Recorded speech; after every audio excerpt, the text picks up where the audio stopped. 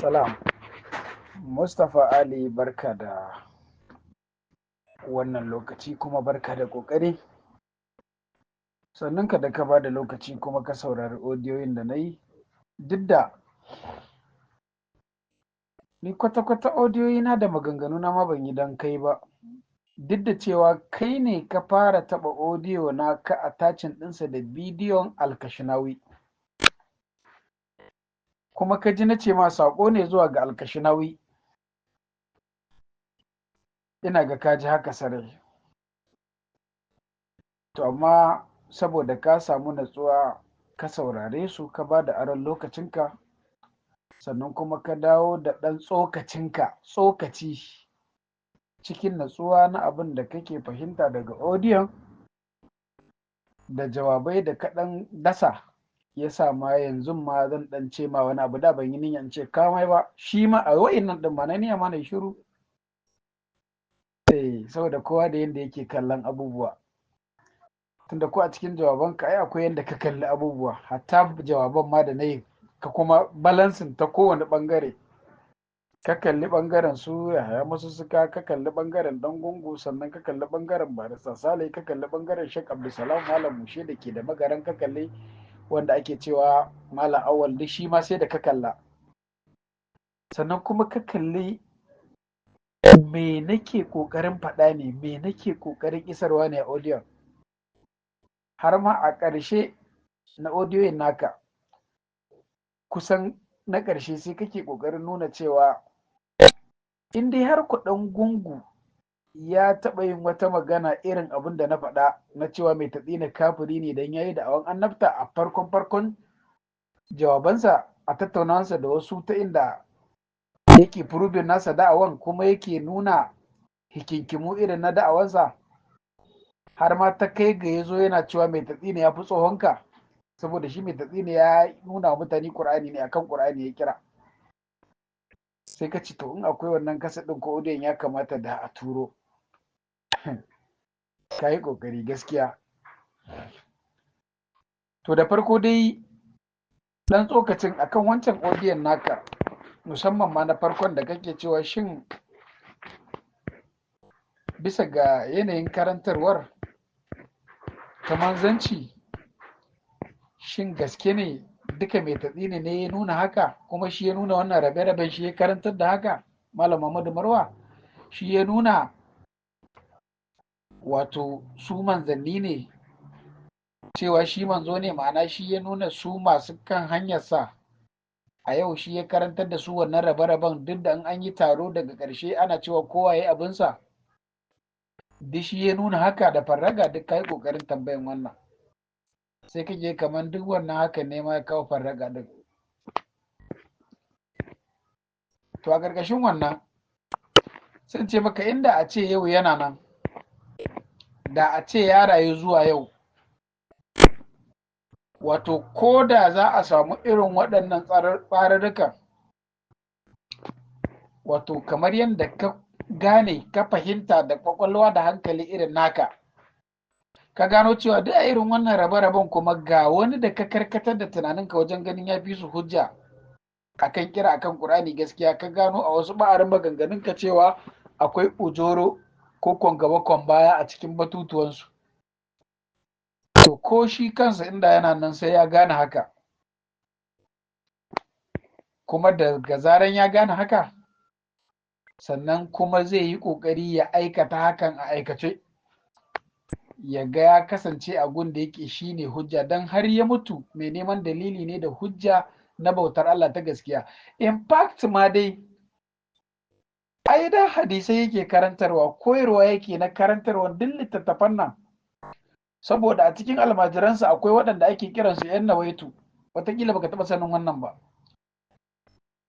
wanda su malaman suka rarraba su aji-aji, aka yi wa'innan ‘yan nawaitu, wa'innan aka kira su ‘yan izini, akwai wanda ma aka kira su ‘yan gudu, irin su wane. Duk in dalili ya sa mu kira suna sai mu kira. Wato da ka samu ma odiyon da na ce ma na yi bai dawo din nan ba a dawo min da shi dirab ba, da kawar ku har a odiyon da kake maganan sunan dan gidan malama manabar wanda a kansa dukkanin waƙiya da zai faru ya faru, har sunansa ma duk sai da na faɗa. Lallai Kan'ana din ne ake masa lakabi da shi. To amma me yasa ake ce mar Kan'ana? Na farko akwai Kan'ana Qur'ani ne? Babu. Ba wani abu ma Kan'ana Qur'ani. Ya ga wannan wani dalili ne na gurbin cewa shi kansa tafiyar da yake akai ba ma daidai ba ce, da almajiran nasa ma ba ma akan daidai suke ba, saboda Kan'ana ai duka hanyar ku ne ta yan hadisi. Ku kuka samu wani ɗa da kuke cewa ɗan gidan Annabi Nuhu ne, kuka ce masa sunan ɗan Kan'ana. So da haka, amma a bisa tarihin dama shi wannan ɗan yana da gagara, don ka haifa ba lallai ka haifi halinka ba. Su almajirai ne suka lakaba masa wannan Kan'anan saboda ganin irin ɗan malam ya ƙi halin malam ɗin nan, saboda wasu abubuwa da tarihi ya tabbatar da lallai yana zuwa ya shiga cikin mutanen banza irin ku 'yan hadisi. Ka yi haƙuri, tare da dukkanin girmamawa nake faɗin wannan zuwa gare ka, saboda duk irin 'yan shaye-shayen da 'yan waye duk 'yan mutanen ku ne na 'yan hadisai, na irin mutum Kano, ƙwaryar Kano ɗin, wasu almajirai, wasu kuma 'yan gari da su yake shiga ya fantama, wanda a gurin su irin wannan ɗabi'a ya koya har ta yi kauri gare shi, har ma ake ce mar Kan'ana, wanda Kan'anan babu ma a Qur'ani. Mu kuma ba mu da imani an taɓa yin wani ma mai suna Kan'ana a Qur'anance, balle ma mu yadda da wannan tarihin ku ne dai ya nuna wannan. Wannan odiyon ma ban so yi tsayi, kuma sai yayi, ban so na rika yin magana yankewa, sai dai kawai ka yi haƙuri yadda ka ɗan saurari wancan, ka saurari wannan da kai da duk wanda zai saurara. So da haka kaga wannan ma wata alama ce da take nuna me, su mutane ne irin ku.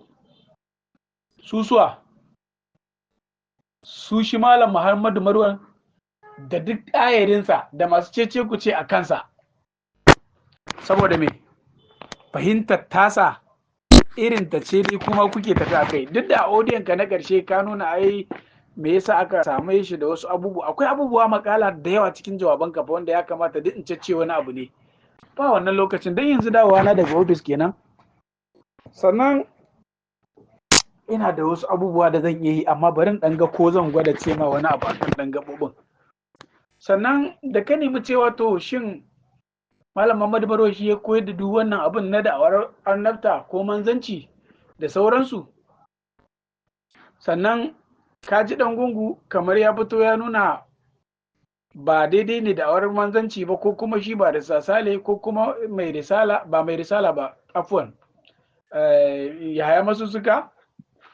sun nuna duk wannan ba daidai ba ne ba. To shin idan har sun taɓa nuna hakan, shin an yi kusu almajiran Muhammadu Marwa ne da gaske kuwa? Domin duk wanda yake almajirin Muhammadu Marwa, to a gurinsa Marwa ma'aikin Allah ne, manzo ne na Allah. Kai cikin ire-iren maganganun da ma suke yi, sukan cewa ma ko ka ji fa, ko ma annabi Muhammadu ne na Makka ya dawo ba a ma sani. Billahi allazi la ilaha illa huwa, masu faɗin irin wannan na san su, wasu ma ba sa raye. Ko ma annabi Muhammadu ne na Makka ya dawo cikin Hausawa ya zo ya bulla a Kano, na san su. Akwai wanda ya rasu kuma duka daga magabata akan wannan kiran na Qur'ani zalla. Zan iya faɗan suna fa, yawwa. Sannan banda haka kuma, cewar shin gaskiya ne Muhammadu Marwan nan ya yi da'awan annabta ko bai yi ba? Ya yi mana, ya yi da'awar shi manzo ne. Sannan shin gaskiya ne ɗan gungu ya taɓa cewa mai tatsi ne kafiri ne saboda mai tatsi ne ya yi da'awan annabta? Gaskiya ne mana, ya faɗa. Amma kan aje ga batun zuwa da kaset ko audio, da farko dai shi ɗan gungu,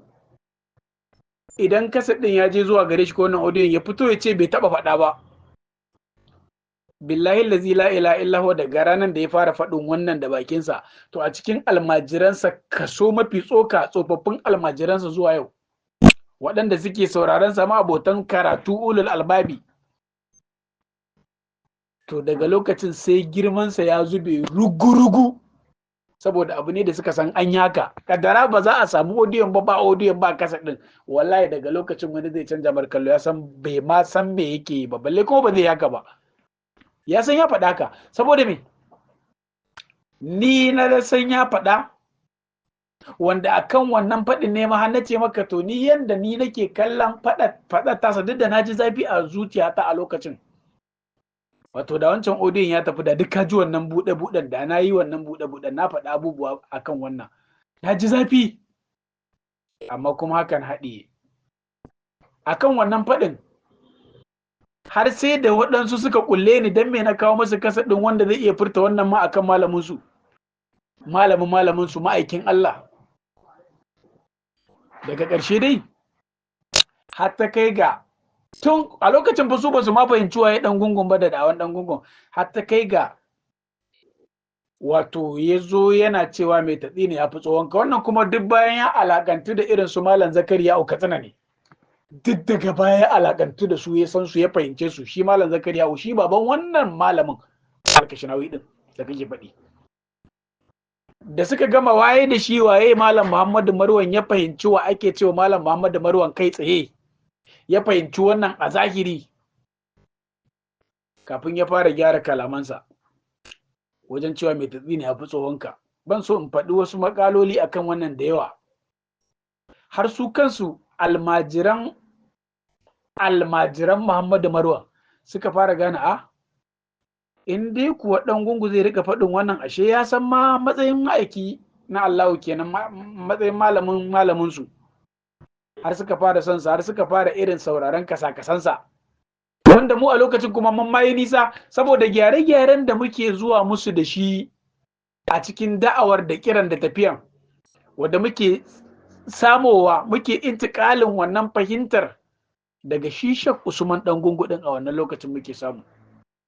kuma gaskiya ne abin da ka faɗa ba a don su ba su ma yarda da bokon ba da wancan kasa ɗaya duk na taɓo zancen wallahi hatta maganan lasifika da shi alkashinawi yake amfani da shi duk sai da na taɓo su daga ba'arinsu ba su yarda da lasifikan ba har da rediyo ba su yarda ba da keke ba su kuma duk na faɗa audiyon da bai zo din nan ba wallahi a jiya kafin waya na ya mutu yakan dawo min adira ban san me yasa bai dawo ba ba sa karatun littattafai na larabci ko ka'ida al-arabiya na lugal arabiya daga abin da ya shafi littattafan nahau sarfu balaga mantik da dai sauran wato qawaid na lugal arabiya ba sa yi ba su yadda da shi ba sai mu a cikin su ɗaiɗaiku da muke ta waye ma wannan tsarin muke yin karatunmu don kafin mu san su mun saba karance-karancen mu dama tun muna yara a makarantunmu kan a kai mu makarantunsu da sunan karatu kan mu haɗu da su ba sa boko ba sa wannan karance-karancen duk sai daga baya ɗaiɗaikunsu suke yi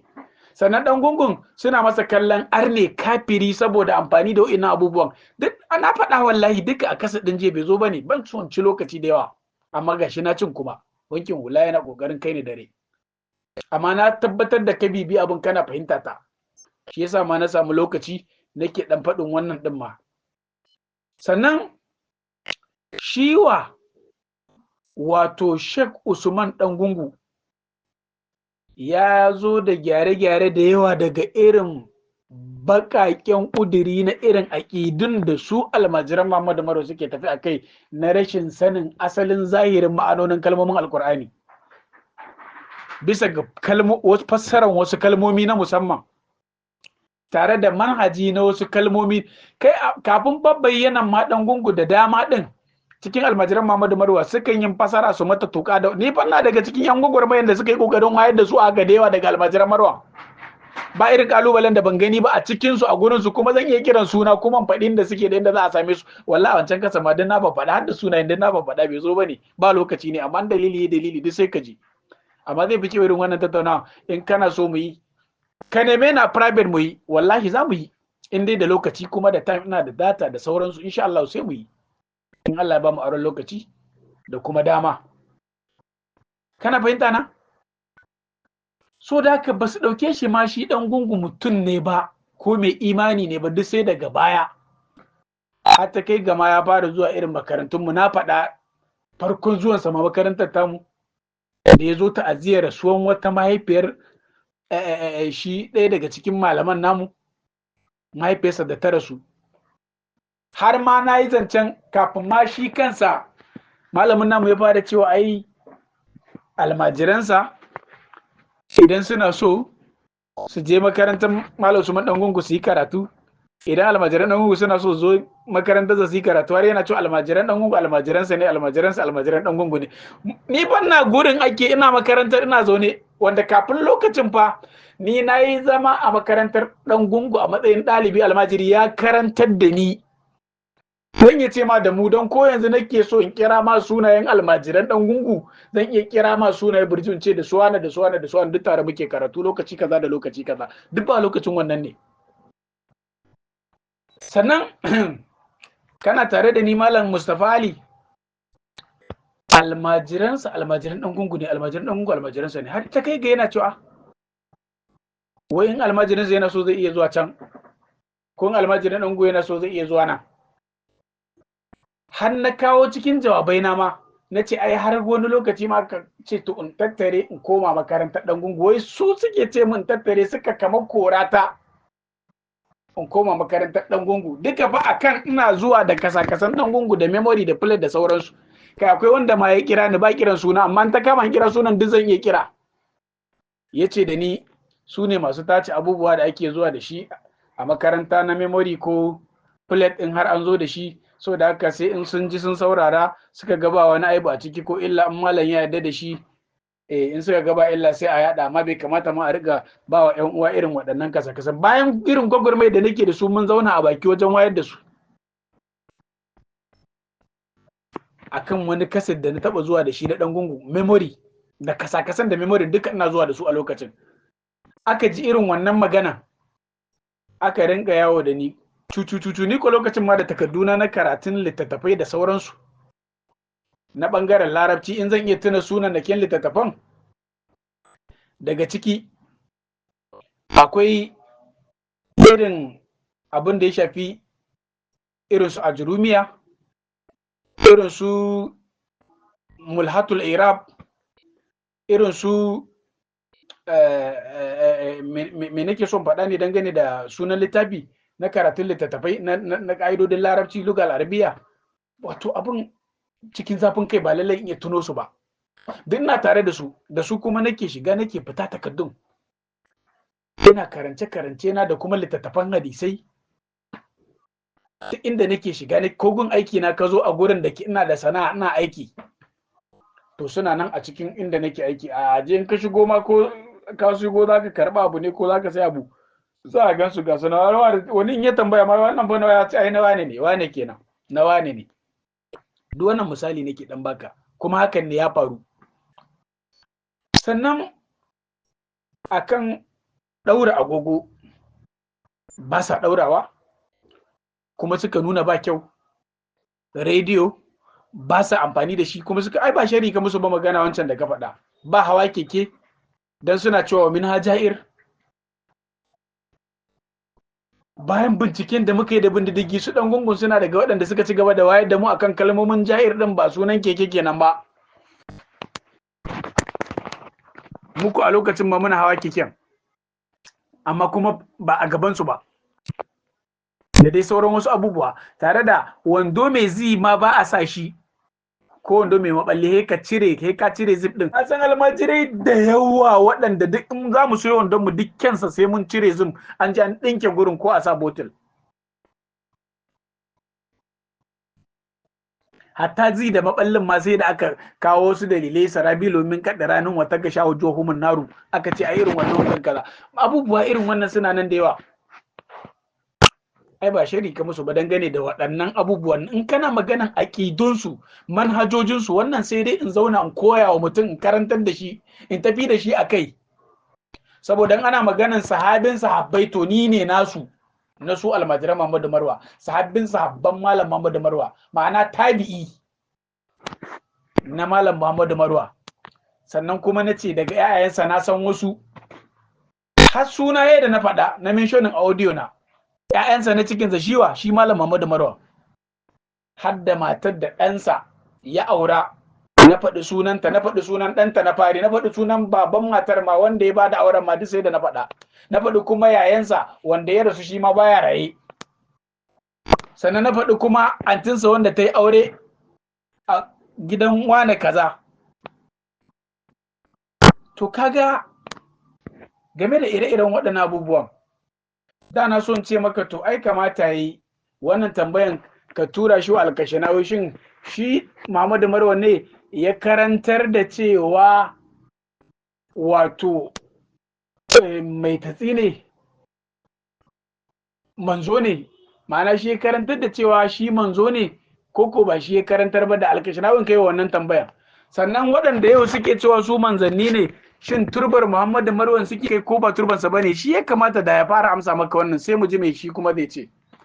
Dan ba so nake ta zama wani cece ku ce tsakani na ni da shi Alkashinawin ba, amma abin da nake faɗa shine wanda ka manta, na ce idan yana so a yi hakan din sai a yi wannan din. Na ce zan yi wasan kura da shi, zan yi wasan kura wa ta gangano da shi akan irin waɗannan batutuwan. Shi Alkashinawin cikin jawabai na ce in makarantar tsaye ne mu ma mun yi,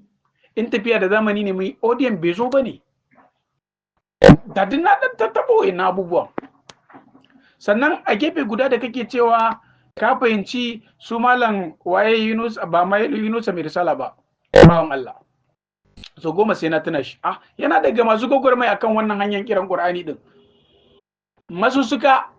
sun yi kaza da barisa, an ce za a yi mukabala, an ce sai dai a fara da mala'iku, wannan ya ce sai dai a fara da maganan sallah, wannan ya ce shi da sun taɓa alkawari kaza ne, wannan ya ce ba a yi ba odiyan, in akwai a yi. Sannan wannan ya yi ta bujiro da wasu odiyoyi cewa an yi kaza har ma ya masa gyara a gurin kalma kaza, ya kira wa bada bai na bai da kuma al'adawatu wanda baka faɗa ba, amma na ƙara maka da shi. Duk ta kawo odiyoyi cewa wani baya tsoron Allah, a yi abu kaza zo ce ƙarya ne, duk dai da ire-iren wa'annan abubuwan.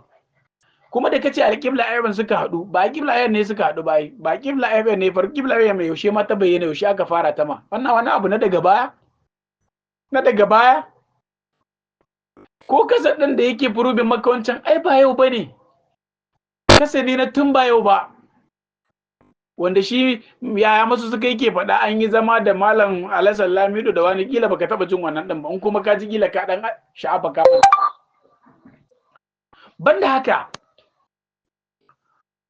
sai kake cewa a cikin jawabanka ka fahimci dai kamar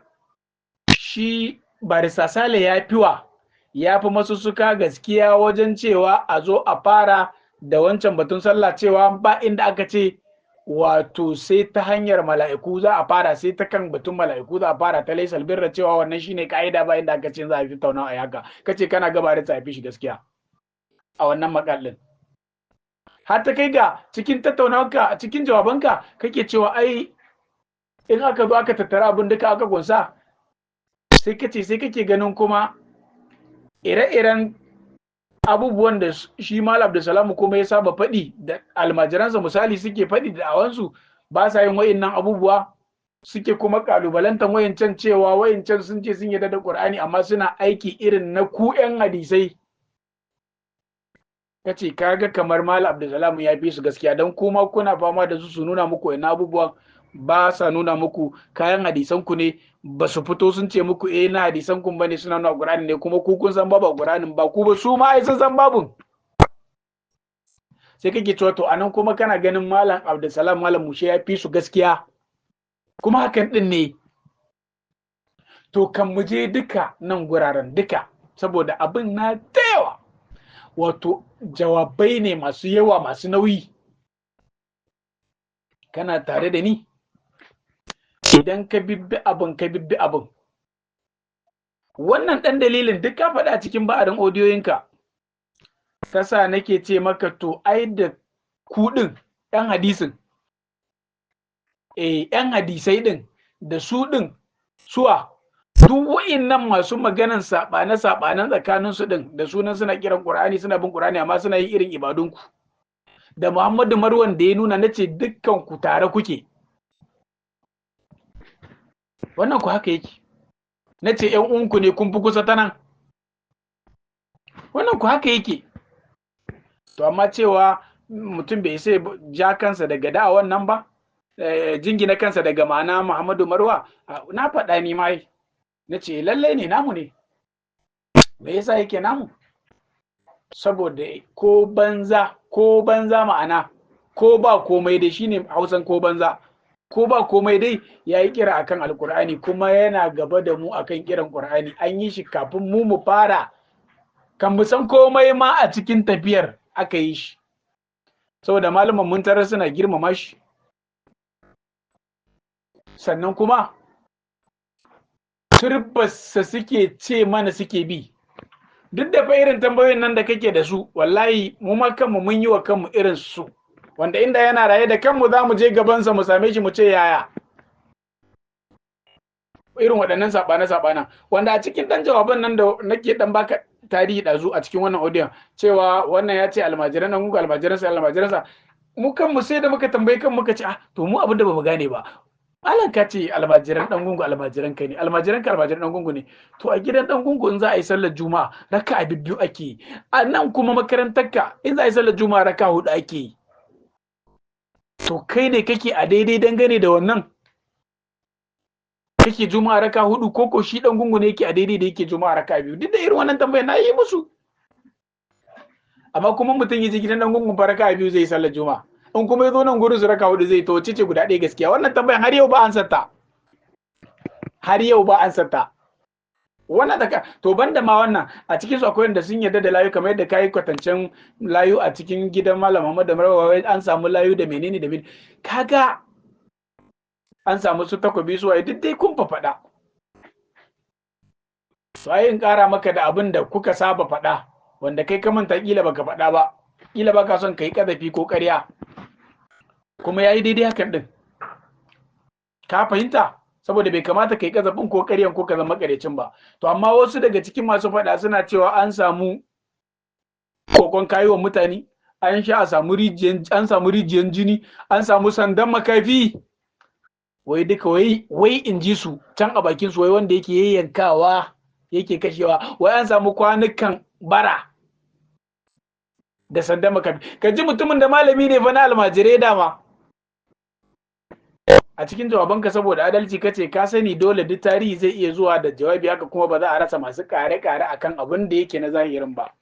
Madalla, fine good. Duk ire-iren wayannan kalmomi naka ta sa na fahimci lallai kana ba da aran hankalinka, kana sauraron abun, kana ma fahimtar ina ne ma magana ta dosa. Hakan yasa ma na baka lokaci na, kace ka san ana samun kare-kare. To a daidai wannan gabar kuma abin da zan ce maka shine, wato kamar yan kuɗin ma a tarihin izala taku suna taku, aka ce har nono kuke zuwa ku ce kun siyo nono gashi, kuna maida wa mamanku nonanta da kuka sha, kamar da ake cewa da kan jaki kuke yin lahiya a madadin ba da kan rago ba. Kaga ai duk wannan abin kila gaskiya ne ko a gurinka, saboda tarihi ne wannan ake faɗa yan izala ko? To kaga kana da makala anan ko? To kaga kila gaskiya ne ko? Kamar yadda aka ce an samu jinan naki, aka ce jinin mutane ne, to a cikin tarihin, in kana maganan tarihi, ku kuka ce mana al-khabaru ya hatamilu sidika wal kadhiba. Duk da kai ma ka faɗa a iya samun ƙare-ƙare, kamar yadda a tarihin aka faɗi sabonku sun yi kaza, sabonku sun yi kaza, sabonku na manzonku wancan na hadisin na 'yan hadisan. Duka haka ne? Gaske ne? Duk wannan abin ya faru? In kana son tattono ma ire-iren sun faffaɗa, duk sai faffaɗa ai. Alhamdulillah mun ɗan yi makarantar tsaye mun leƙa, kuma mun yi na zauren, ta nan ma muka fara kan mu je makarantar tsayen. Su ma duka hakan ɗin ne? Kenan wannan batun tarihi kana mamakin wai a ce ƙarya ne abin da ake faɗa dangane da Muhammadu Marwa. Ai makiyin hanyar da kake kai ko aƙidar ka, ba ranar da kuma wai tsantsar abin da yake gaskiyar ka zai faɗa wa duniya a kanka. Kai ma ka san haka bai taɓa yiwuwa ba, kuma ba zai yiwu ba. sai dai in ba makiyin kan yake ba sai dai in ba makiyin kan yake ba kenan makiyin Muhammadu Marwan ba lalle ne abin da wai duk suka faɗa kuma da kake cewa wai zaka turo bidiyoyin a cikin jawabanka bidiyoyin da ga Muhammadu Marwan kenan yake kashe mutane ko yake yanka mutane wanda ke nuna shi dan ta'adda ne gashi na yana yanka mutane kaga ba wannan kai ma zaka turo ba saboda haka koma ga Allah ba zaka taba samun irin wannan bidiyon ba wai editing ba ko tsafi za ka yi baka isa ka yi ka nuna ga Muhammadu Marwan ya taba kashe wani mutum ɗaya ba na kalubalance ka da kai har duk masu tunani irin naka amma ka hakuri ba kalubalen wato na san babu ne ba za ka taba samu ba dan bai ba aikinsa bane to amma kuma bidiyon da kake faɗa wasu kalan bidiyo ne bidiyoyin shirye-shiryen da kuka yi ta ba ma gani ne ba ma ji ne dukkan suna trending muna kallo muna ji mukan daukan su ma mu tura mu wasu ma mu ce kun ji ba abin da ake faɗa akan malam kun ji abin da ake faɗa akan malam sannan wannan hoton da ake attachin da shi na an kama shi yana ba wannan hoton gawa ce ba wannan din ma da aka ganta da shi polisawa sun daddafe shi an yi hoton sai da bayan ya mutu an tona shi a kabari ne ma kafin aka masa wannan hoton da matarsa da kake faɗa an ce wannan shine mijinta tace mijinta duk wannan kabari da labari ne mai tsawo alaji kenan kaga labarai na shirye-shiryen da aka yi wajen mutane hudu ko nawa suka yi shirye-shirye ko mutum na to kuma dan mutane sun yi wannan shirye-shirye an zo ana hira da wane ya zo ya ce mai tatsi ne mugu ne mai tatsi ne yayi kaza wata mata ta ce ya yanka mata wane ne wannan abin sai ya zama shine zahiri to ai muna ƙananan yara lokacin da bayan faruwan yakin kaɗan muna yara akwai abin da ma ake sashi a cikin omo mai giwa rim wani omo rim yana nan mulmulalle ana cewa idan ma na mai tatsine ne idansa ne duk omon kasa ya a lokacin a sabo ni ina tallan omo na yaro wa iyayena akwai wani omo a cikin leda da yake zuwa da na cikin buhu ana samun mulmulallu wai idansa ne haka shi mai tatsine wai yanda idansa yake kenan kaga duk wannan wasu abubuwa ne waɗanda ba gaskiya bane amma maganar ciwon ido ko idansa yana da larura a to wannan wani abu ne na daban wanda ni ma ina da irin wannan larura a idona misali ciwo ne akwai kata wanda ake zuwa extraction ɗinsa na cataract extraction akan yi abin nan operation ɗinsa a yi surgery a cire wani kuma in za a yi so 10 ma za a ga abin yana nan saboda dalilai akwai glaucoma ciwo ne wani haka kawai yake fito mara wani kuma sanadiyar rauni da sauransu wani sanadiyar an zalunce shi ko an masa wani abu yake fito mara idansa wani haka kawai ba tare da komai ba zai tashi ga abun yana dan karami tun yana digo haki dan kadan har yazo ya zama babba to kaga wannan ciwo ne amma abin da suka yi ta mulmulawa suna tsorata mutane suna farfaganda suna yada karerai wannan abun malam Mustafa Ali shi ma gaskiya ne idan san kenan da jinan da kin da suka ce a garijiyan jini ko ka san a irin tarihi idan su malaman ku yan hadisai za su ba da labari da tarihi da sarakunan gari da waye da sauransu da gwamnati da waye da za su faɗa in za su ba da tarihi akan ga yadda Muhammadu Marwaye ko ga abubuwan da Muhammadu Marwaye ba ka jin cewa su almajiran malam Muhammadu Marwaye su ma da irin tarihin da suke bayarwa baka san mu akwai tarihin da suka bamu ba baka san mu kanmu da irin kalan tarihin da suka bamu ba na'am to ya kamata ka rinka balancing kana dubin in ka kalli wannan bangaren ka kuma na ji daɗi kayi iya kokarin ka wajen ka ga kayi hakan din so game da suka ce rijiyar jini sun samu a gidansa da waye inda ake jefa mutane waye a cikin san an kashe mutum a jefa yadda aka samu duk in baka taba ji ba mu mun jijji saboda kullum da irin wannan jafa'in mu ake jifa tun ba mu da wayo tun muna yara wanda irin miyagun abubuwan da ake faɗa na ƙaryan ce ta sa muke jin kyamar a jingina mu da wannan sunan ko da shi din kuma ƙarya ne mun san ƙarya ne mun san ƙarya ne amma ya muka iya ya muka iya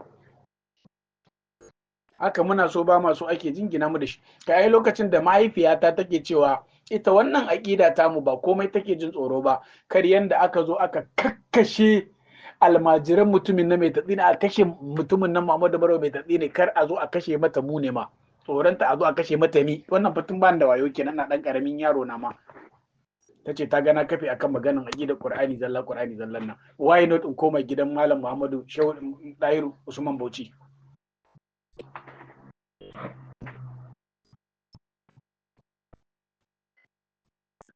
Labaran yana da tsayi, kai har da biye-biye cewa a je a yi menene a karɓo min wancan a bani shawai don in bar aƙidan kashe a yi wannan. Duk inda muka zo muka yi magana sai ta ce kai ta tana ganin kamar an riga an juya mana kanmu ne, ba ma iya gane komai ma, ba za mu yarda da komai ba kawai. In na zo na ce mata aikin jikin ji abu kaza da yasa muke kaza, irin alwalar da aka koya mana a wancan lokacin, duk da shi kalmar alwala ma ba Qur'ani ba, kalma ma da za a ce mata alwala wannan din naku ne daga hadisi. Tafiya ta yi tafiya kafin muka gane duk wannan. Na ce to ai ga abin da Allah ya faɗa alƙur'ani, ku kuma hadisai ga abin da kuka faɗa, yanzu kina sa ran kaza kaza kaza annabi za a gaya mar kaza umarni kuma ya canja yi waye, kuma gashi an ce fasta kim kamar umrita, ire-iren waɗannan na ci gaba da gaya mata. Sai ta ce ta gane mana ai abin da muke kai din nan gaskiya ne, amma dai ita ga tsoronta.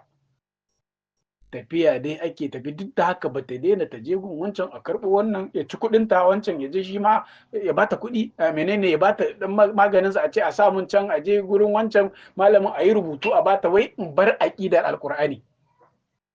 Algafata malam. To kaga irin wannan abu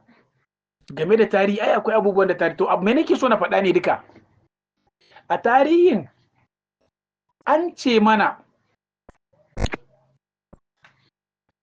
wato da suka yi ƙaryar cewa ga jini bayan sun kashe shi, da turawa suka zo suka ce me yasa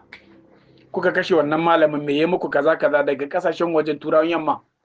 suka ce ai saboda yana yanka mutane, yana mai an samu rijiyar jini a gidansa. A cikin tarihin sai aka ce mana sai turawa suka ce to a je a zo musu da irin jinin su gani, wai aka shirya drum na jini aka ɗauka a jirgi aka kawo bature ne za a masa irin wannan ƙaryar. Jinin kuma na dabbobi abbatuwa, jinin dabbobi na kwata, na mahauta, na awaki da sauransu, da shanu da raguna aka kai aka ce ga irin jinin da aka samu rijiyar jinin to bature ne za a masa wannan misali. Turawa suka auna suka ce wannan ƙarya ne, wannan ai jinin dabbobi ne, ba jinin wannan ba jinin ɗan adam bane, ba jinin mutum bane ba. Duka a tarihin. Sannan a tarihin yadda su suke baku tarihin cewa ake ana shan jinin, ana yin gwaton wake da jini da wake, hatta ire-iren makarantunmu irin kokarin da malamanmu suke na ciyarwa da ɗalibai ko almajiransu saboda wadata da suke da shi a lokacin da suke da wadata. Gwate da ake cikawa manya-manyan robobin nan irin na yarbawa da tukwanen nan, ana fitowa gwaton wake a sa man shanu a rarrabawa almajirai, musamman lokacin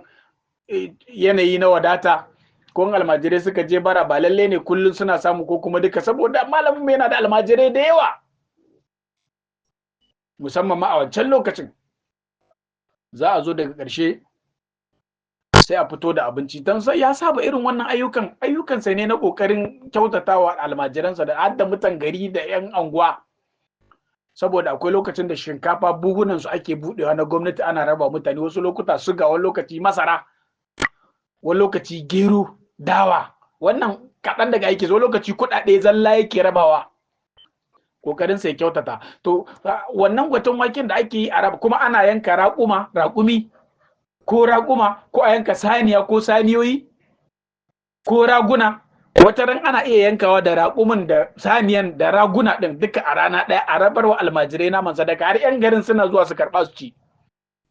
Sannan gwaton waken an tashi rabawa har 'ya'yansu wani lokaci suna zuwa su karɓa, wani lokaci kuma can ana kangewa ana cewa kai da jini suke haɗawa na mutane suke dafa waken da sauransu don su juyar da duk ire-iren wannan sharrin. An ce ma akwai wanda ba mu gani wani kai ni, akwai wata yarinya budurwa da ta taɓa makale min tana so na, tana bani labari ta ce ita fa in ban da ma dalili na ba da nake gaya mata ga yanda wannan tafiyar take ba, ta ce wallahi anguwan nan duk lokacin da ta zo ma sai ta yi batan kai, ita gaba ɗaya a gigice take zuwa, dan an ce mata nan gurin za a iya shan jininta da waye da sauransu, saboda an cusa mata shari'a kai. Ta ce amma yanzu fa ita ba ta ganin wannan abun, ta ce ashe duk ƙarya ne. Saboda me ƴaƴayen nasu ma ya kai ga suna nuna musu cewa mutanen almajirai mai tatsinan ma miyagun mutane ne, suna kashe mutane, suna kuma suna shan jinin mutane, suna haɗa jinin mutane da wake su yi waye su sha.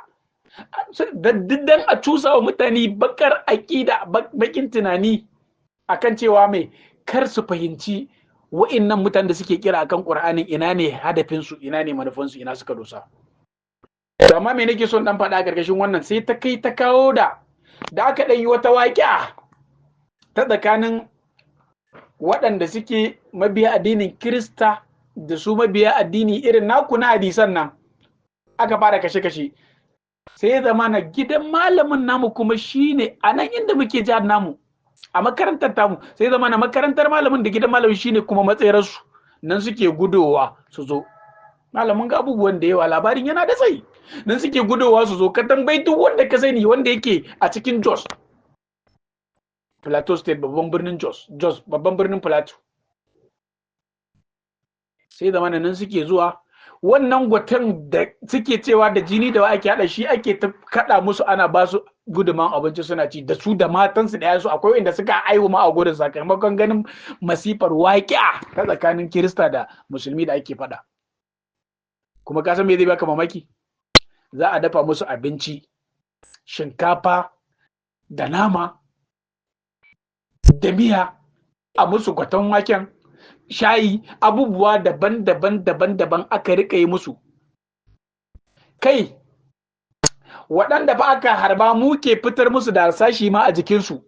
da ni da mai gidana likita yana nan bai da lafiya, Dr. Sir. Da yawa daga cikin ire-irensu waɗanda suke yankin kusa-kusa da mu, muka ɗauko mutane waɗanda aka arnan kiristotin suka ba su bullet, muke zuwa mu ciccire musu wannan harsashin da sauransu, muna dressing ɗinsu. Kai bari in gaya maka, har shi kansa Alhaji Idrisa ɗan gidan Muhammadu Marwa an harbe shi da bindiga, kuma yana daga waɗanda muka yi wa jinya na fidda masa wannan guban bullet ɗin. Ni ina daga ma zuwa su masa dressing da ni da mai gidana, kai masa magani. Wani lokaci kuma mai gidana ya je, ko kuma a tura wasu abokan aiki na su je su masa jinya, kuma bullet ne ya harbe shi. To tun anan ma sai na gaba da kallon wasu tunanin da ce, to ai ana ce mana kaza kaza abu kaza, asiri waye gidan waye bindiga. Wannan wani labari ne daban da shi ma ba yana faɗa ba. Da wasu da aka harba a gidan suna nan da yawa, kuma zan iya faɗan suna shi ma. Wani shi ma an bashi bullet, wani shi ma an bashi bullet. Ya ka zo kawai da haukanka kana jin layu wane ne ka manna layaka, da layan naka yi ga an je an ɗebo ka kawai an kwaɗa ma bullet. Kaga laya ba ta yi aiki ba ko? To me nake so duk na faɗa, sai ya zama na gidan shine matsayira. Kuma ka san menene, ba iya Hausawan fa suke zuwa gidan su karɓi tsiran ba fa, wala har Kiristan kansu sai suke gudowa kuma makarantar malamin. Za a kori cewa dan me za su ce malami ya ce a duk wanda ya zo nan ai ya tsira, gidan tsira ne nan. Kiristan man suka zo sai a bar su. Aka cika ko ina, gidan kwano ya cika dam, gidan mai ma dam, sauran kangwayen mu, gidajen sauran yan uwa, gidan masu bulala, gidajen masu bita, duk ko ina a cike kawai. Da irin wa'annan mutanen da makiyan hanyar mu ne, makiyan mu suke yada sharri iri-iri akan mu. Abubuwa da yawa, a yi mitin a ce za a tashe mu, an saka iguwa ire-iren wannan duk an yi da yawa. Kai ta kai ga wato an yi wani lokacin da ma wasu sojoji suka zo suka ɗebi almajirai cikin dare, suka kashe mutane a almajiran makarantar, suka kashe waɗanda su man kacin kira suna ba zan manta ba, zan iya kiran suna. A kashe wani, a kashe wani, a kashe wance ita ma, sanadiyan gubar da suka zo da ita suka fesa na barkonon tsohuwa da sauransu. Wai sun zo bincike saboda zalunci, aka ɗiba almajirai da yawa. Ƙarshe dai aka rika shiga fita da ƙyar aka yi belinsu. Da wasu su ma daga cikin yan ƙungiyoyi suka tsaya suka ce ba su yadda ba, me yasa za a yi wa malamin haka. Kuma sun hango in aka ci su da wannan yaki, aka ci malamin da wannan yakin a lokacin na wannan makarantar, to su ɗin kuma su ma ba yadda suke. Jama'atu ta ce sam, da ƙyar dai aka samu aka. Labarin shi ma yana da tsawo. A gurguje, ɗan uwa Mustapha Ali, in kana magana akan aƙidu na waɗannan mutanen, manhajojinsu, kalolin fassarorinsu, matafiyarsu. Idan ni ban koyar da wannan ba, ni wani ba zai koya min ba. Sannan kana maganar soyayyar shi Malam Muhammadu Marwa. In baka samu wannan soyayyar a cikin zuciyata ba, to bana jin zaka samu a cikin ɗaya daga ɗaliban shi Muhammadu Marwa. Ban jin zaka samu. So da duk irin bakin jinin da ake wallahi mun yi shi. Da aiki zunzurutu.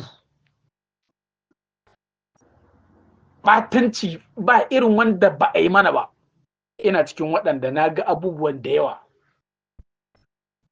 Amma fa haka bai taɓa sa na ji a raina cewa shi Muhammadu Marwan ba ma'aikin Allah bane. Ni ban taɓa jin haka ba a raina. Ban taɓa jin cewa ba ma'aikin Allah bane. So da ne ina da fahimta ba wai batun Muhammadu Marwa ba, shi kansa Alkashanawi ni ina da fahimta shi ma'aikin Allah ne. Shi kansa dan gungun ina da fahimta ma'aikin Allah ne. Barisa Salan shi wane ne sunansa Yahaya Mazuzukan shi mai risalan Malam Abdulsalamun Abdullahi Musa Manzo Halliru Malam Awolu Kokole.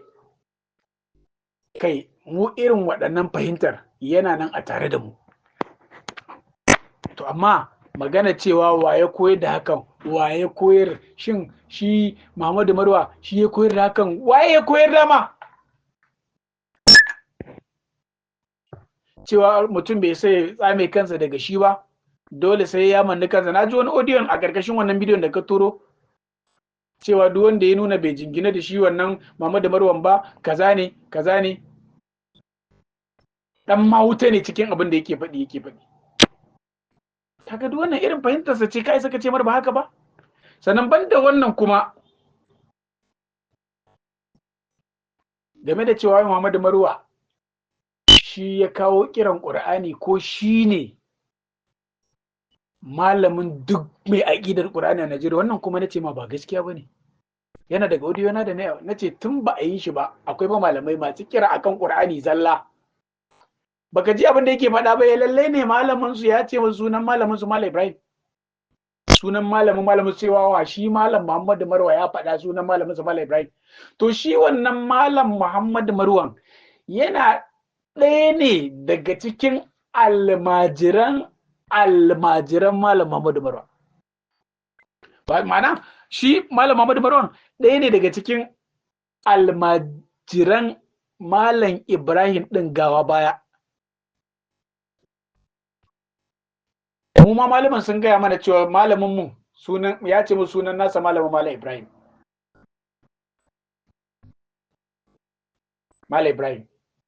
Iya. Bari ma ka ji karashin. Malam Ibrahim iya. Malam dan iya. Kuma sun ce mana ai malamin sa asalin sa ma a Zaria yake. Ka gani ko? Ire-iren duk wa'ina abubuwan mun jijji da yawa, ire-iren wa'annan abubuwan mun jijji da yawa, yadda ma aka yi ya karantar da shi da hanyoyin da ya bi, duk wannan labari ne mai tsawo malam. Wannan na tafiya da abin ne a gurguje kawai. Gashi audio yayi tsayi, sai dai ka hakuri ka bashi lokaci kawai ka ji, ko da zai kai awa daya watakila ka fahimci wani abu da ka fahimta. Sannan cikin abubuwa na nazarat, gyara da ki irin kokarin da Usman Dangungu yayi ta kawo gyara a cikin motion din tafiyan su almajiran Malam Muhammadu Marwan, bisa irin rulin da suke yi wa nasu almajiran, kamar mu kenan a matsayin tabi'ai, shi Malam Muhammadu Marwan almajiran su. Dangungu ya kawo gyara da ki a gurare da dama. Na baka misali da guda ɗaya wa Mina Jair, da wani magana lokacin da aka kashe wai taguwar Salu, wanda mu a Qur'ani ba mu da wani taguwa ma da za a ce taguwa ta Salu wani taguwa yake da shi. Me taguwa? In ma taguwa ne, taguwa ta Allah ce ba ta wani ba, in ma taguwa ce. Hazihi naqatullahi lakum aya. Kai na duk fasarorin ku ne na gargajiya, yana daga dalilan da yasa muka ce duk ku da su duk abu ɗaya ne ta wannan bangaren. Ai naqatu ba ma taguwa take nufi ba. Naqatu. Fa qala lahu rasulullahi naqatullahi wa suqiya. Fa kazzabu fa aqaruha. To mallan ya, duk wannan ka je kai karatu ka kuma sake bincike. Wai taguwar Salihu, lokacin da aka soke taguwar Salihu, sun fita cikin gari suna cewa ya Salihu tina bi mata iduna in kunta min al-mursalina. Wai ai sun wai da lasfika ne suka amfani da haka, haramun ne amfani da lasfika wai saboda wannan dalilin. Har ta kai ga suna cewa wanda duk yayi amfani da lasfika ai kamar muryar shedan ne da sauransu, in an karal aswatu la sautul hamir menene duk ire-iren wayan abubuwan sai dai mun gaya ma wani. Da maganan ijilan na rediyo wata kaza ga Musa ba da ijilan jasadan lahu qawarun, da maganan an yi wa annabi Musa gori game da agogo, an ce wai laula ulqi alai asawiratun ku azwiratun min zahabin wa sauransu.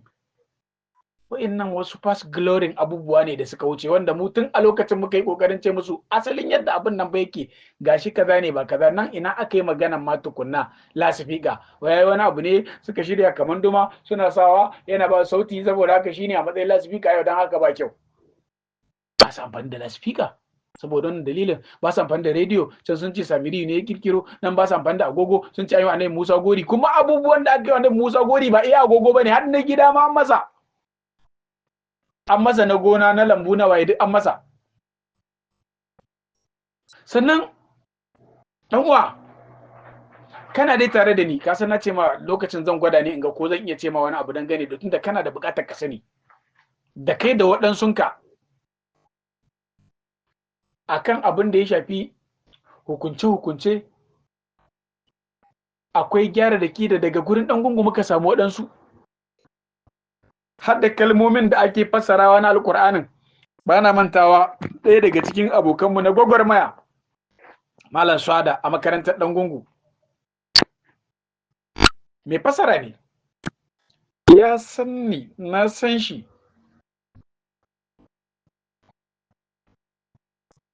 muna nan dai ire-iren waɗanda muke da zunzurutun fassarar alkur'ani lafiyayya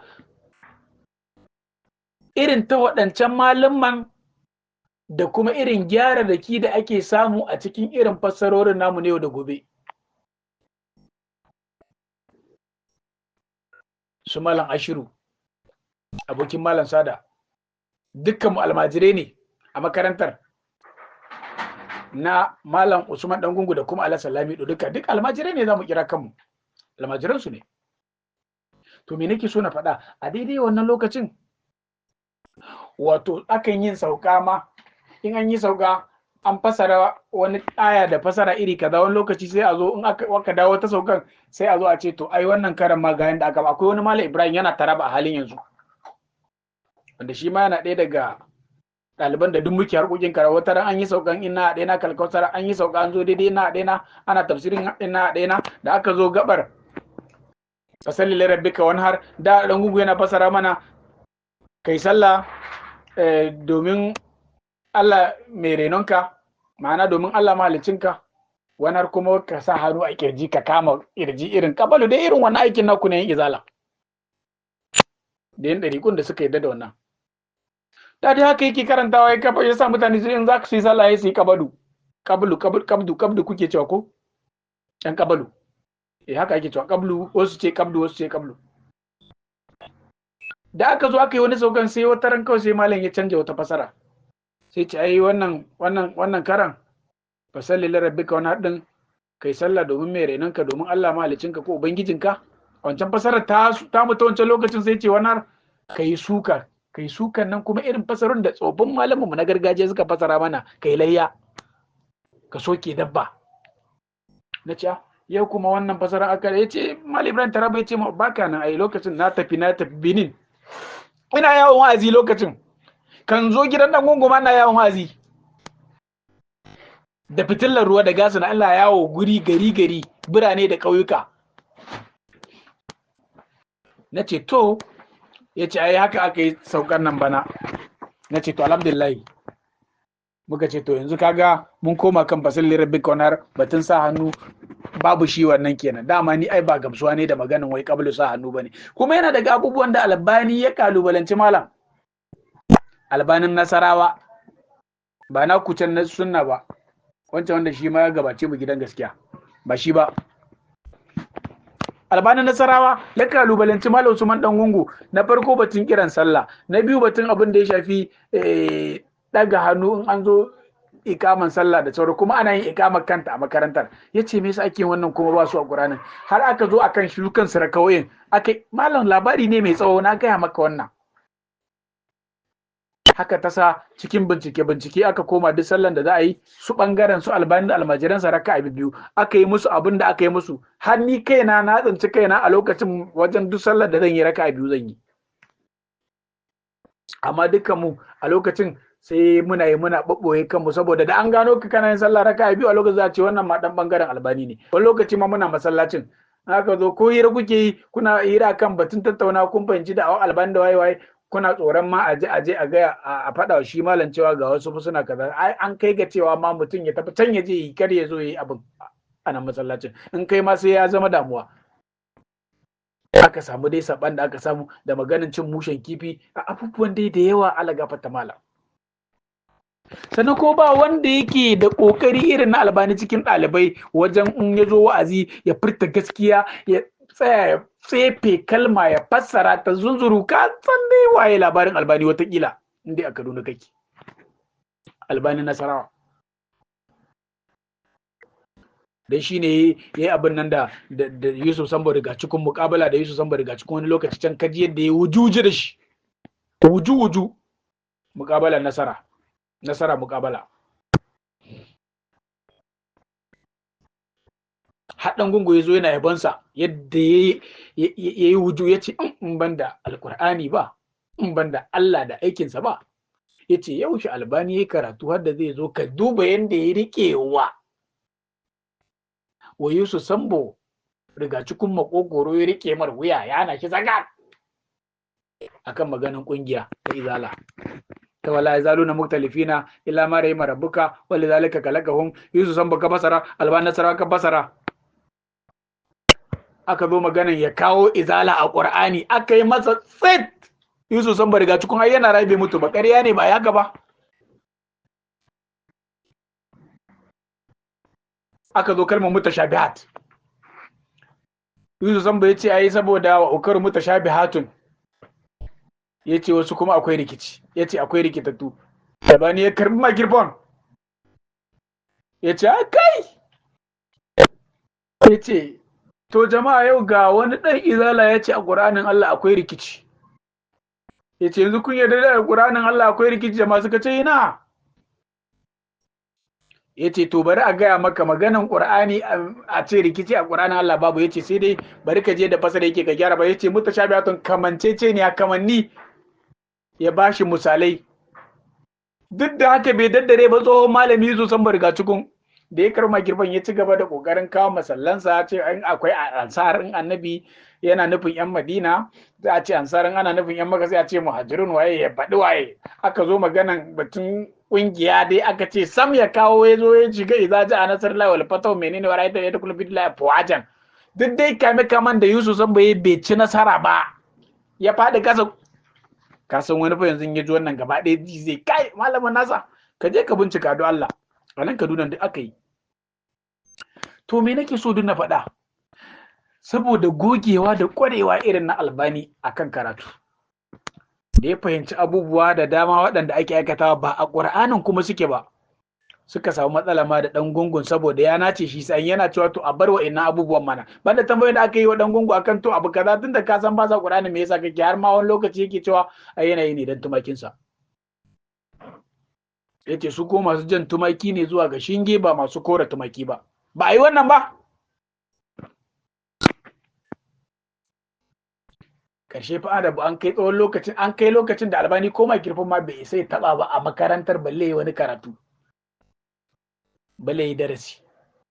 karshe har dai ta kai ga bayan rabuwan har ma ya gina masallacinsa ya yi menene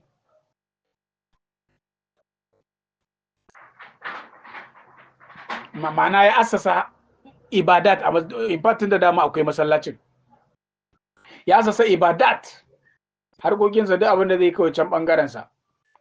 kuma yana daga almajiransa masu ƙoƙarin neman ina dai gasken suke aka samu waɗanda suka tafi ɓangaren Malam Sale ya raka dai kuma shi ya nuna musu martaba Malam Sale shi albanin yanzu ga Malam Sale ce ai me din Qur'ani farfesan Qur'ani kaza har ta kai ga dai da yawa daga almajiran albanin suka fahimci waye Malam Sale suka dawo gidan Malam Sale so ma'ana suka daddawo makarantar Malam Sale na Kaduna labaran yana da tsayi dan uwana aka dawo yawanci kawai suka koma raka ɗaya duk da an bubbuga tsakanin shi ba da sasalan ma da har shari'a an yi da albanin ta irin bita da kullun da aka rika samu kuma daga baya a tsakanin shi albanin nasara da kuma malam salam har suka yi karan commissioner of police almajiran malam sale aka kuma biya diya aka yi caji commissioner of police ba ya haka ba duk wannan labari shi ma yana da tsayi to duka bayan kuma duk wa'annan yan gyare-gyaren abubuwan da suna nan da yawa kawai ba sai na wasu ba lokacin faɗan wasu abubuwan ina gaya ma malam Mustapha Ali ƙarshe dai duk kawai abin ina ɗan kakkawo su ne ina kotun ɗinsu ne in nace yawancin abubuwan in detail ne bai ma yiwuwa ma ba ma zai yiwu ba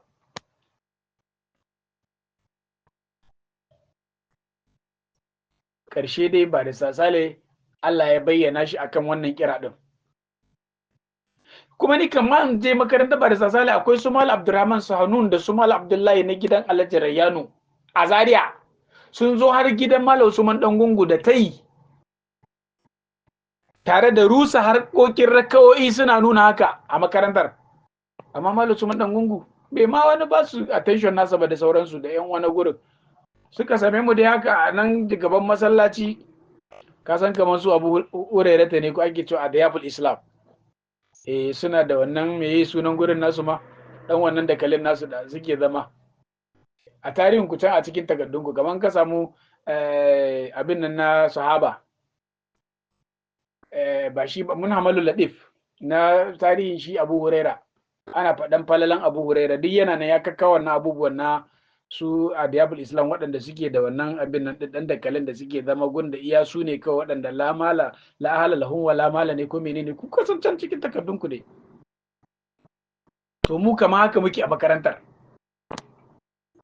same mu a gurin yake tallata mana kunji wannan abubuwa da kawai in kaza ba kuma dama mun gaji da irin challenging kalubale irin naku na ku yan sunna da sauransu ana tambayar mu da kawai kullun ko gurin wa'azi in mun ce Qur'ani kadai kalubalen kenan da ake mana mun gaji dama fata muke ina za a samu gaskiyar da haka ne ma duk tun muna raka biyu shi ma duk ababoye haka wani lokaci kai a bayyana lokaci kai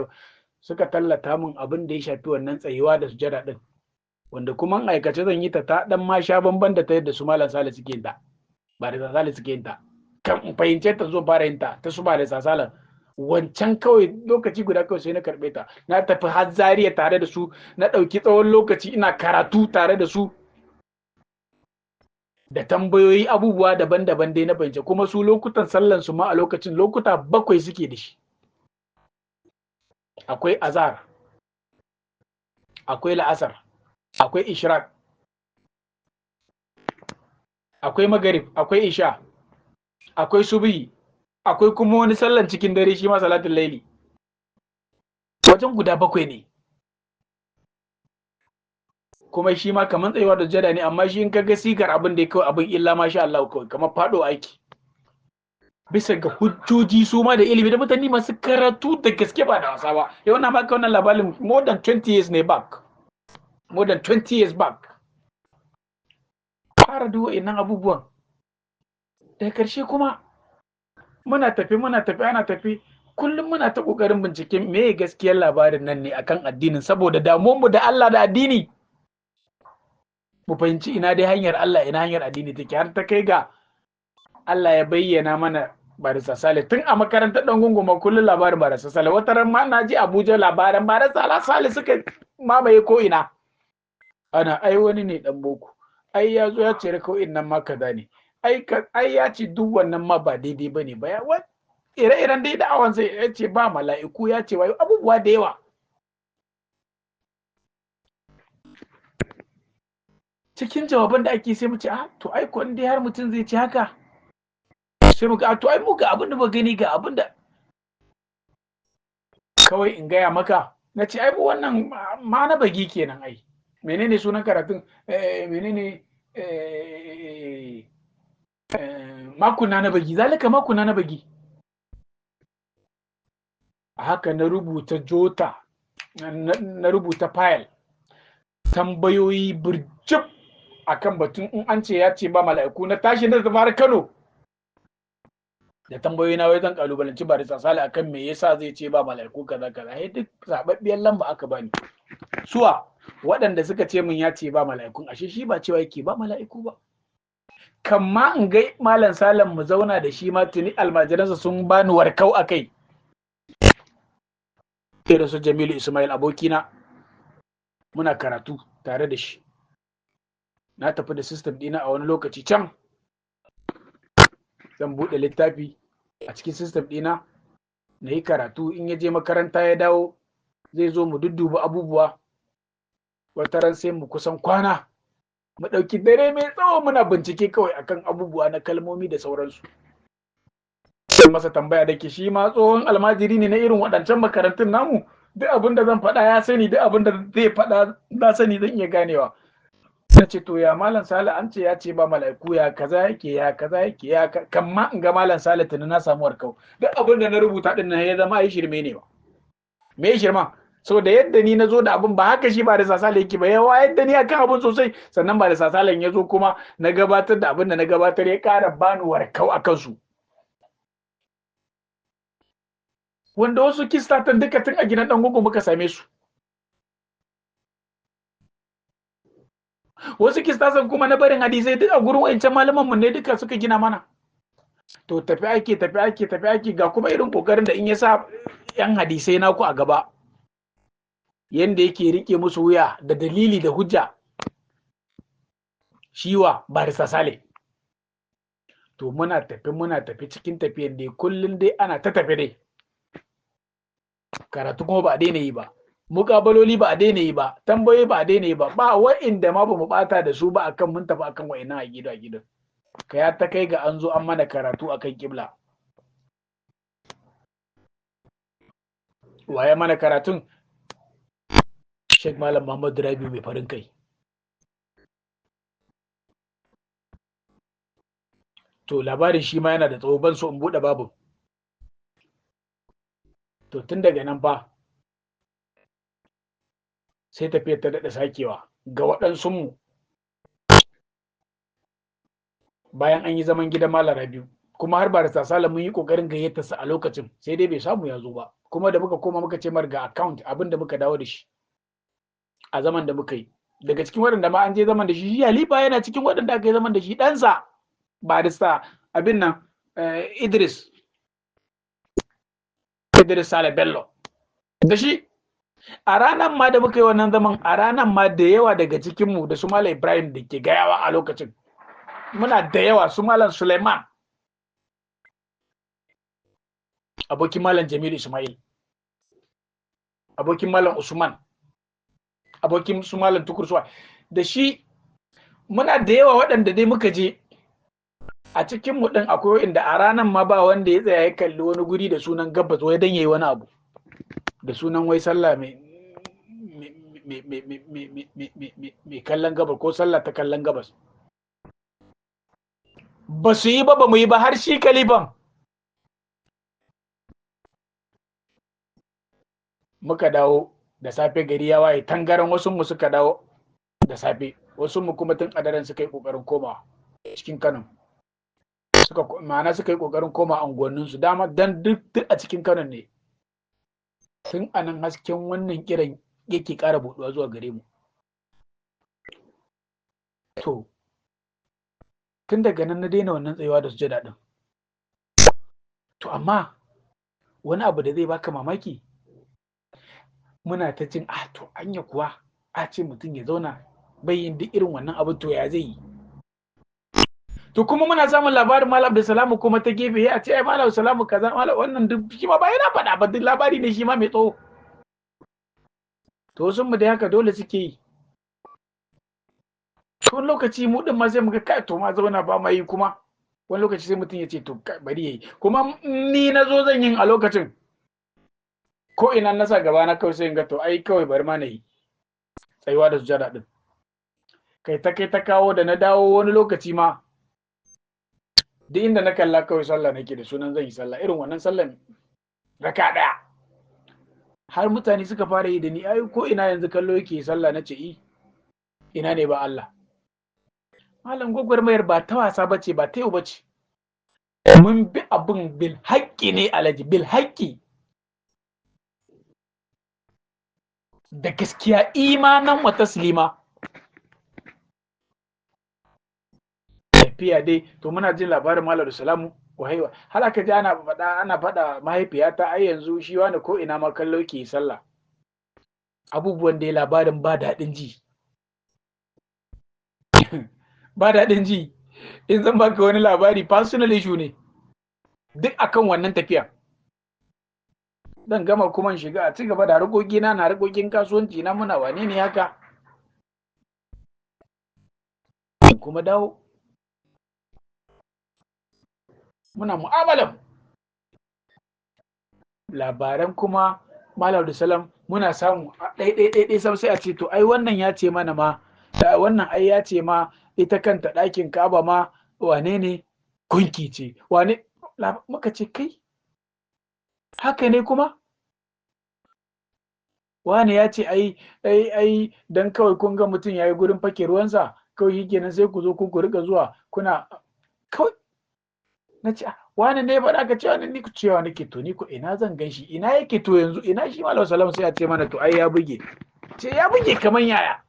waya ya ce ba komai ma duk wannan abun ba daidai bane ba gaskiya karatu da bincike ne wannan fa ni na kokarin na sani nake ba da dan takaitaccen labari akai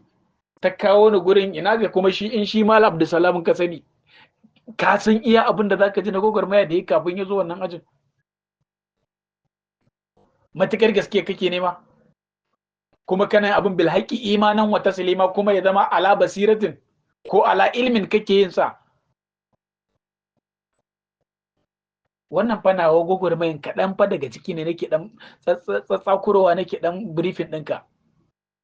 hata kai ga ina cewa to ai ni ina so in gan shi ba ko lamba wai sai ai ba a san ma inda yake ba shi Malam Salam ai ya buge kaza amma da yana zuwa nan makarantar ba da sasali ana zama a yi karatu da shi in ji su masu faɗa yana zuwa yi karatu amma suna cewa ai ya fi ma Malam Sale jin larabci kiliya ya fi shi ma har ake ce man kaga fahimtar nan da ake barista Sale yake faɗa ta mala'iku ta batun fahimtar aljanu to shine ya kawo fatawarsa ce ba fatawan barista Sale bane kaga abu kaza tsayewa da sujadan nan da kaji ake wannan tsayewa da sujadan fahimtar ta ci wannan Malam Abdulsalam ne ba ta barista Sale abubuwa dai aka ce ai duk shine ya kawo ta shine asalin malamin abu nace to yanzu shi wannan malamin ina yake sai na damu da ya za in haɗe da shi ko in gan shi ko in ji karatukansa masu labari ya ce to ai ya buge to wani irin ya buge ku gaya mun ku fito ko ya buge ya ce ba komai ba wani ce ai ba bugewa ya ba kenan kila ya zo sidratul muntaha ne ni har ina haka nake cewa to dole duk inda wannan abu yake wannan mutum yake to akwai wani kuma abu a tare da shi na abinda makuna na bagi zalika makuna na bagi muka ci gaba da kokarin ya za a yi mu ga Malam Salam ko ya za a yi mu samu kaset ɗinsa ko ya za a yi mu samu lambansa tafiya tana ta tafiya da har ba tare da bata lokaci ba sai kawai wani lokaci kaɗan kawai sai Allah ya ba mu wannan nasara sai muka samu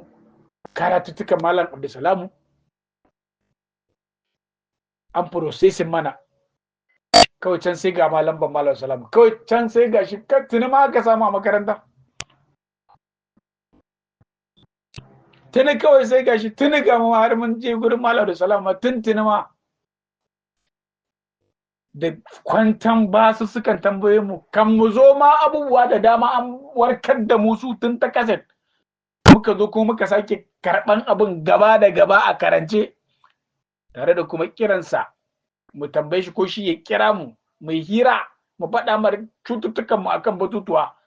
na aya kaza ciwon mu matsalar mu dangane da abu kaza dangane da karatu ta ci gaba da bamu yana bamu to yanzu Malam Mustapha Ali yanzu kana nufin duk waɗannan abubuwan duk sai mu ci gaba da dubbin wa'innan hanyoyin kaf wai duk dan burin mu bata kuma batar da kanmu kai kana ganin dan Allah haka zai yi saboda naga a cikin jawabanka akwai natsuwa da fahimta da kuma neman adalci ko daidaitawa so abin ba haka bane so Malam Muhammadu Marwa kafin a yi shi an yi malamai na kiran Qur'ani kuma su almajiransa sun sani to amma sunansa shi aka fi ji. Kamar yanzu har ga raka ɗaya ne a Najeriya, sai wasu suke ganin barista Sale, duk da fa akwai inda sun san barista Sale hatta fahimtar ma ba shi ya kawo ta ba shi ya zo da ita ba, shi ma bi yake. Akwai wanda ma ya ce mun ai malam Musa Wanwe ne farkon kira akan sallah raka ɗaya, suka ce fatawansa ne. Har suka ce abin da yasa ma ake kiran sallan, ake kiran malam Musa ake ce mar Wanwe din, wai saboda kawai daga zai kawai ba wani magana, in ya zuguna ruku ya dago kawai direct kawai zai kai goshinsa ne, in ya dago kuma ya gama, wai dalilin haka ne aka samar sunansa malam Musa Wanwe. Akwai wanda suka gaya min haka duk a kokarin tare, suka ce shine farkon ma zuwa da wannan harkar, kuma direba ne shi malam Musa, da na ci gaba da bin diddigi. Wannan malam Musa Wanwe fa, ko ka san waye shi? Ko ka san tarihinsa? To sai wasu ke ganin ai barista Sale ne ya zo da raka ɗayan, wanda ba haka bane. Da tafiya zai tafiya sai gashi Malam Abdulsalam shine farkon wanda ya kawo kiran, har masallaci ya gina, ya sha ga mu kuma kun sha ji. A raka ɗaya da irin gwagwarmayar da ya sha da zama da ya a gaban hukumomi tun daga gaban sarki marigayi na Kano har zuwa gaban irin su commissioner of police, zuwa gaban sauran abin nan alƙalai. Gwagwarmayar da ya sha da wahala da ya sha duka akan ƙoƙarin wato kafa addinin Allah. Yanzu duk wannan sai zama duk muna yin sa ne duk dan mu mahallakar da wani a tunaninka. So kuma mutum ya tafi akan aƙidarsa, lallai ne ba za a kasa masa sharri ba, za a iya faɗan komai. To abin da ya sa muke cewa da ku da Malam Muhammadu Marwan naku ne, kalli ayyukan nasa na me, kalli harkar ibadun, kalli ma na su wa'innan da kai kake ta magana, saɓani tsakanin masussuka da barista Sale ɗan gungu da waye, duk in ka kalli wa'innan abubuwan ka kalla, sai ka zo kalli waye kuma Malam Abdulsalam Malam Mushe da ke da magaran a birnin Zanzan. Ya ba za mu ce yan wanku ba ne, saboda dukkan ku ahlul qibla ne, dukkan ku kuna kallon wannan ɗakin kuna yin abin da kuke yi. Shine ban gaskiyan ku, kun yadda da hakan a ranku, kun natsu da hakan, kun natsu da hakan a ranku, kaga za mu ce yan wanku ne.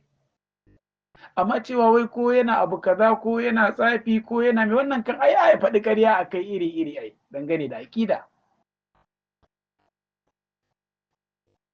saboda ƙiyayya.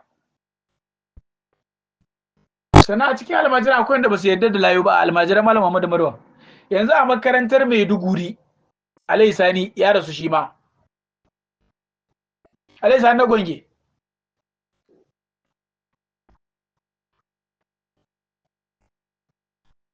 Ka isa ka ɗaura laya ko ka zo da wani layan ka ba, dai kai abin ka ba, daga ran da aka gane kama kai ka san abin da zai biyo baya. Ba su yarda da laya ba kwata-kwata.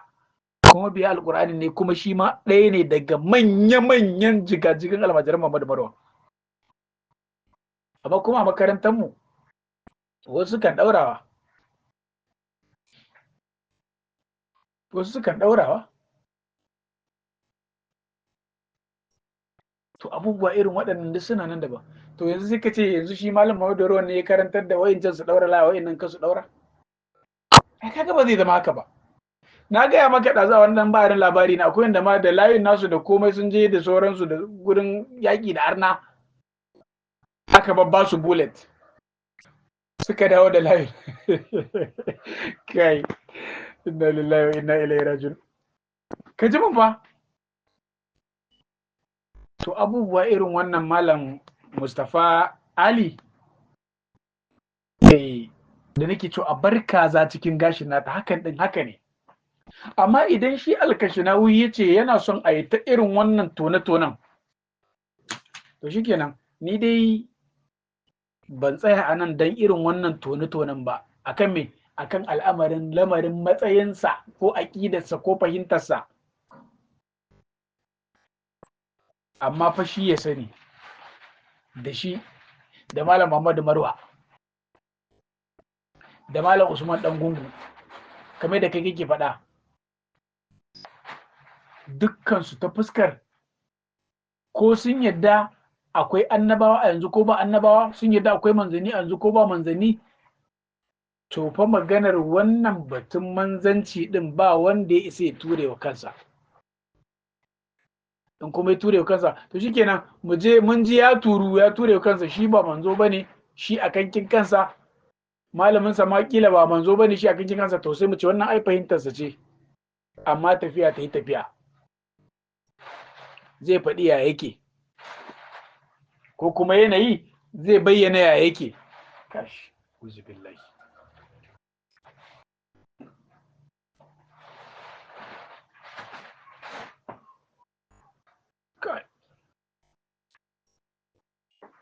So da haka dan uwa Mustapha sai ka je ka auna waɗannan abubuwan da duka ji na faɗe su ne kawai a takaice, amma abubuwa da ke behind hakan ɗin suna da yawa, amma mu da mu ba ta da hankali ko da wasa, ba fitina, ba kuma wani malami da ya taɓa tara mu a wani guri ya ba mu wata tarbiyyar mu kashe wani dan bai da abin da muke yi ba ko mu sha jinin wani, wannan ƙarya ce, babu. Mu in fact ma duk wannan yaƙin da ake faɗa a Ƙur'anin waye wanda za a ce daga Ƙur'ani ne a ja ayar Ƙur'ani a fasara, mu mun san wannan karkata ma'anonin aya ne ma ake kawai. Ƙur'ani bai zo ya karantar da wannan shiriri ba da sunan wane ya yaƙi wane ya yaƙi wane. Saboda me? Yanda suke fahimtar kalman yaƙin ba haka mu muke fahimtar yaƙin ba. Balle ma mu je mu farma wani, mu ba ma yin irin wannan. Amma ku bangaren ku yan halu suna fa wannan aƙidunku ne na mene, na kashewa ta ya ƙulu la ilaha illallah fa idza fa'alu zalika asamu minni dima'ahum wa amwaluhum wa irduhum illa ku ka san sauran kayan ku cewa umirtu an uqatila nasa. Ba ku da wani aqida ne, ba a cikin takaddun ku yake ba. So ko da zaka ji na faɗo wasu abubuwa na ce ku yan ta'adda ne da ku da jama'a ku, waƙiya ce ta nuna haka, wannan magana gaskiya. So da haka gashi audio na yayi tsayi sosai, kawai sai dai in takaita kawai, cewa kuma wancan batun waye sunansa, akwai abubuwa da yawa cikin audio naka, gabobi da yawa, na ce duk sai na tattabo na gaya maka. Ina da makalatu da yawa, sai dai ne shiru bari kawai. Amma idan tusa tana hura wuta a yi mu gani, in tusa tana hura wuta to a yi mu gani, tafiya ta tafi. Wayancan almajiran Muhammadu Marwa, ire-iren almajiran makarantun maluman namu, misali wallahi lokacin da muke zuwa musu da kasakasan dan gungu da fahimta ta dan gungu, mu kanmu ba su dauke mu cikakku masu imani ko musulmai ko mu'mine ba, saboda sabanin da suke kallo na amfani da dan gungu yake da wayansan abubuwa din. Sannan da wasu fasarori kuma da su ga yanda suke fasara, shi ga yanda yake fasarawa, duk ire-iren guraren suna nan. Duk in dalili yasa duk sai na faɗa maka, duk zaka ji. Amma ka bi ni mu maganto a private, in ina so, ina da lokaci, ina da dama, ina da data da lafiya kuma da caji da sai in yi maka. Wataƙila ka fahimci wani abu, amma ni ka sani ni fa wato aƙidunku na 'yan izala wallahi ba na son sa. Ba na son sa. Ai ni ma na yi ta tun ina yaro ba. Makarantunmu duk na izala ne, duk shi muka yi. Izala ce ma ta gina. Mun yi na izala 1 makarantun, mun yi na izala 2, ire-iren sa uniform din nan har ana kiran ɗaya daga cikin makarantar belbelu saboda fararen kaya da muke sawa da hula mu tafi. Tun muna 'yan ƙanana ma mun yi ire-iren wannan. Sannan bayan mun zo mun girman ma, bayan mun yi gardanta, mun zo mun kai kanmu mun mai da kanmu makarantu daban-daban na mufassal. muka gama kulliya, muka gama sanawiya, muka tafi jami'a.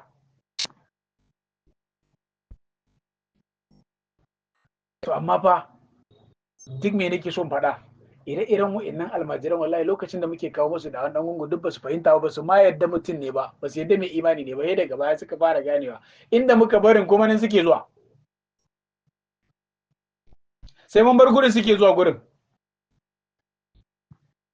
Har shi kansa kiran ba da sasala lokacin da muka ji musu da shi cewa gashi raka ɗaya ne sallar na albanin ma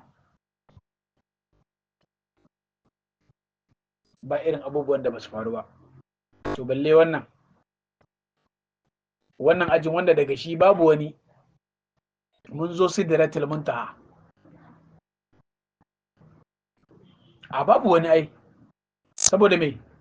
wato inni kafartu bima asharaktumuni min qablu, ta bakin wancan shi iblisa ko shedan lamma qure lamru, to ba ita ba, wancan ayan nake kokarin karanta maka shi,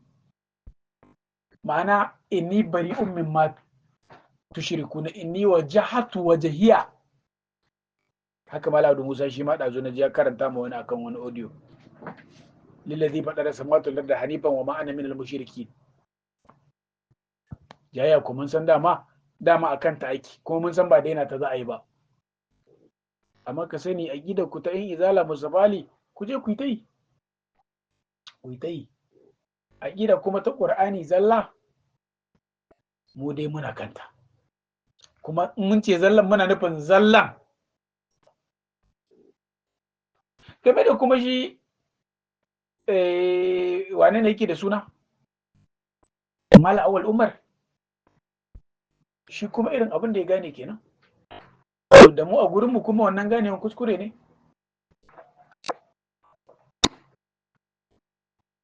Idan har domin Allah yake yi, watakila ya dawo ya gane, saboda abin da mu muka yadda cewa gaibu ne,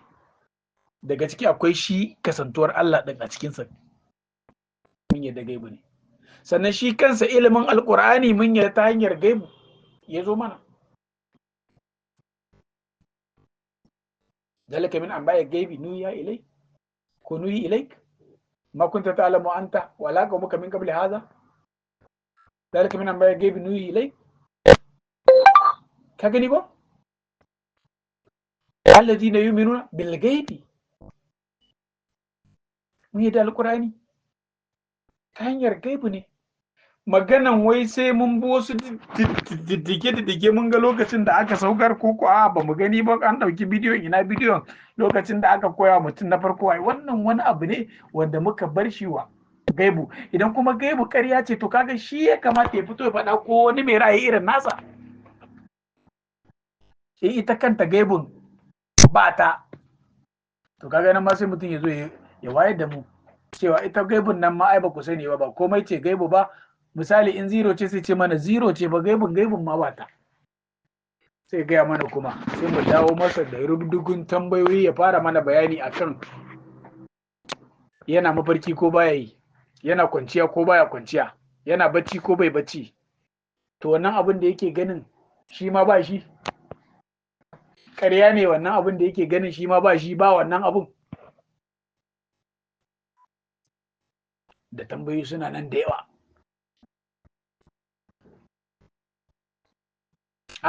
Da tambayoyi suna nan da yawa psychologically waɗanda za mu bujiro masa da su. So da haka idan alladhina yu'minuna bil gaibi bata sa ka nutsu ka gamsu cewa akwai samuwar Allahu ba, da sauran wasu dalilai da Allah ya ajiye ya zube su a alkur'ani, ya ɗaura ƙur'ani da su, wanda ku kuke kira mu'jizozi ko? In bai sa mutum ya gamsu da alkur'ani ba, to shikenan mun bar shi da kansa da wayansa da tunaninsa, ko ma waye game da abin da ya shafi Malam Awwal da kai magana, mu iya abin da zamu iya faɗa kenan. Idan abin da yake kai daidai ne, to gashi nan, in ko da kuskure, fatan mu ya gane kuskuren. tunda ai yana ne yana cewa ai ya yarda da Allah kusan kullum abin da yake faɗa kenan nayi ta kalubalanta to waye Allah wani Allah kuma yayi yadda da Allah ta ina ta hanyar wa duk wanda ya ji kasa-kasan nawa ya ji na yi masa magana ni da shi tun abin bai kai haka ba na ce to wani Allah zai dan wansa yana cewa gurin kakanninsa suka ji waye waye wannan ana kiransa irkwai waye abokin tattaunawa shi malawal abokin gwagwarmayarsa wani Abdullahi Sahabi da sauransu na ce to ai nan ma ba dalili ba ne na ce to ai kakannin naka kawai in sun ce ai saboda ga sama ga ƙasa wai ai shaida zur ne su ce wai ai Allah ne yayi ta ina kuka san shi yayi duk na kalubalance da irin wannan ta ina ka gane shi yayi ba ganin sa fa kai yayi ba kuma ba wani yake da linkin ko contact da Allah da ya gan shi yayi ko ya san cewa shi ko shi Allah ya gaya masa cewa shi yayi ba suka haɗu da shi ba balle su kakannin naka samu wannan har sai yadda cewa Allah shi yayi to a ina ma ya ga Allah ko ya san Allah ko ya san shi yayi wannan abun ko kuma waye wanda yake da linkin da Allah wanda ma har ya san cewa wannan shine Allah kuma yayi aka ya gane shine Allah kuma shi Allah ne ya faɗi sunansa yace shi din Allah sunansa shine Allah ko a rubuce ya gani a sama a rubuta gwandara rubutu da alƙalamin hazo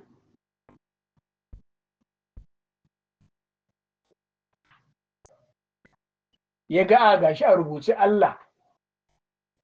har ya gane to wannan Allah kenan to in haka ne ma to yaya aka yi na I challenge him na kalubalance shi ta irin wannan fuskar da shi da abokin tattaunawarsa illa iyaka dai cewa shi ya san Allah ne ya yi sama da kasa ya halittu ya yi mu ya yi ni da shi na ce to ai wannan ma ya dai ka faɗi shaida zur inda baka gan shi ba a lokacin kuma ba wani ne ya gan shi ba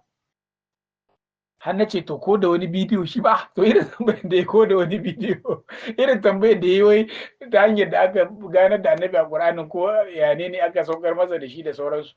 bidiyon abun na ce to shi ma ko da bidiyon to ka kula da waɗannan jawaban odiyon ya yi tsayi so da ka duk wannan dai duk abin da fa muke ta wannan ƙoƙarin bai gaza wai burin mu tsira farkon mu da ƙarshen mu bane dai a ce mu waye gari cikin abin da ake kira wutar jahannama bai gaza haka ba da kuma cancantuwar wanda ya yi mu shin ya cancanci mu bi shi duk bai gaza haka ba ya cancanci mu tsare dokokinsa duk wannan ƙoƙarin bai gaza haka ba duk dan mu san waye yi mu bi shi mu san me yake so mu yi menene bai son mu yi duk wannan kokarin da duk abubuwan da muke duk bai gaza fa dan wannan bane to wannan dai haza ma indiya ilmi inda Allah ma'ana subhanaka la ilma lana illa ma 'allamtana innaka antal alimul hakim da wannan nazo karshen wannan audio nawa malal kashinawi ka tura masa wannan audio ici sako ne zuwa gare shi na ce ma dama ai ni ba ma da kai nake duk waɗannan jawaban ba saboda kai sai a kokarin ka na kare izala ku ne duk ina yasa ka turo wannan izala kuma ku je ku yi ta yi amma insha Allah kana nan tahowa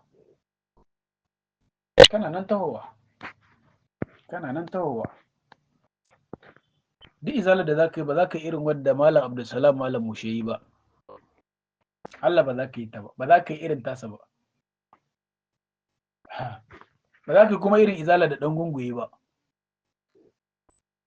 to na gode fatan alkhairi salam alhamdulillah wassalatu wassalamu ala rasulillah wa ala alihi wa sahbihi wa man wala amma ba'du fassalamu alaikum wa rahmatullahi wa barakatuh. Yan uwa musulmi muna cikin wannan babi na karantar da mu aƙidun 'yan tatsi ne, wato muna cikin babi na kawo aƙidunsu ɗaya har guda 100, wanda yake muna haɗowa da aƙidun 'yan tatsi ne daga bakin 'yan tatsi ne don a tabbata ba mu yi musu ƙarya ba. Duk abin da muka ce aƙidansu ne, to za a ji da dama daga cikin abin da muka ambata daga bakinsu, har ma da ƙari insha Allah. Wato yau za mu tashi, mun ambata a baya, aƙidun 'yan tatsi ne na farko, shi ne ƙaryata hadisai da karanta hadisai da yin aiki da su, ƙaryata tafsirai da karanta tafsirai da aiki da shi, ƙaryata littafan fiƙihu, hatta ma aje littafan fiƙihu da cewa ba a hawan keke haramun ne, hawan moto babur haramun ne, sauraron radiyo gunki ne, wato ba a sa riga mai abin nan mai maballi, ba a sa wando mai zi, ba a shan miyar kuka, ba a sai da karot da sauran ire-irensu duka mun karanto. Ba a gina gida bene dogon gida duka haramun ne. To da yarda Allah a wannan gabar za mu ba a sauraren kallon telebijin, ba a da ikon a sai tele a aje cikin gida TV. Za mu sanyo maganan mai tatsi ne da kanshi muryar shi, gashi inda yake cewa wato gina dogon gida bene haramun ne, sayan tele a aje cikin gida ana kallo haramun ne. Kamar yadda muka ce 'yan tatsi ne ko su yarda mai tatsi ne wanda ya kawo aƙidar jahili ne ko kuma su kafirta, domin su da kansu yanzu duka da dama sun bar waɗannan ra'ayoyin na mai tatsi ne na farko, tare da cewa kuma mai tatsi ne bai karanta komi sai alƙur'ani. To in kuwa sun yarda alƙur'ani ne ya karanta ya fasarta, suka bar abin kuma suka koma suna hawan keke, suna shan miyar kuka, suna kallon telebijin, suna aiki da WhatsApp da YouTube da Facebook da sauransu, sun kafirta. Cewa lakwal haramun ce, boko haramun ne, kun jiya dai daga bakin ɗan tatsi ne a baya. To za mu sanyo bayani na mai tatsi ne don ku tabbata. To wannan jahilcin da mai tatsi ne ya yi, wanda har 'yan tatsi ne yanzu sun bar aiki da dama daga cikin wannan jahilcin nashi. To shi ke nuna har cewa da ya yi aiki da hadisi ko karanta hadisi da aiki da shi da tafsirai, shi ma jahilci ne. Shi ne abin da har yau 'yan tatsi ne suka kasa ganowa. Sun yarda da jahilcin mai tatsi ne ɓangaren duk wannan fasarar ta kuskure, amma ba su yarda da kuskure mai tatsi ne ba a wajen fasarta ayoyi da ya yi, ya ce aiki da hadisi haramun ne. To shi ne asalin duk bala'in da 'yan tatsi ne suka fada a ciki. Mai tatsi ne jahili ne. Malaman duniya sun yi ijima'i akan yin aiki da hadisi. Dukkan musulmin duniya sun yi kai ɗaya babu saɓani cewa daga alƙur'ani ma sai hadisi cikin abin da ake kafa dalilai da su, daga hadisi sai ijima'i. To mai tatsi ne shi kaɗai zai zo ya ƙaryata malaman duniya duka kuma ya yi gaskiya. To don haka ita fasarar da ta mai tatsi ne ta cewa hadisi aiki da shi haramun ne, ita ce ƙarya, ita ce jahilci, ita ce kuskure. To shi ne ya jawo 'yan tatsi ne suka gaza aiki da alƙur'ani, domin an ashe malamin alƙur'ani shine annabi Muhammad sallallahu alaihi wasallam, an ce ba za a yi aiki da maganar shi ba. Kuma san babban bala'in shine wato duk inda aya alƙur'ani ta yi daidai da wata magana ta hadisi, to wai dole sai an sake ma'ayar fasara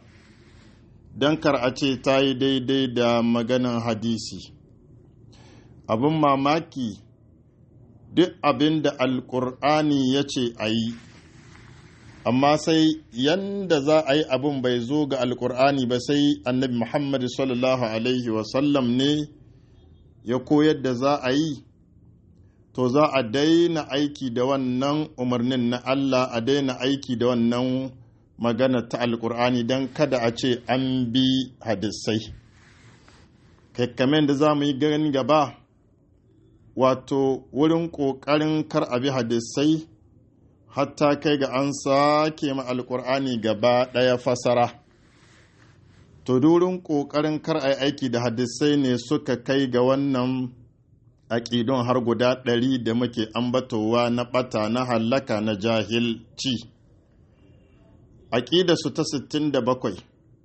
babu aljannu, wai aljannu babu su, duk irin yadda alkur'ani ya ba labarin aljannu, to su ba su yarda ba. To masu wannan aƙidar sun kai ga aƙidar filozof ne, ‘yan falsafa,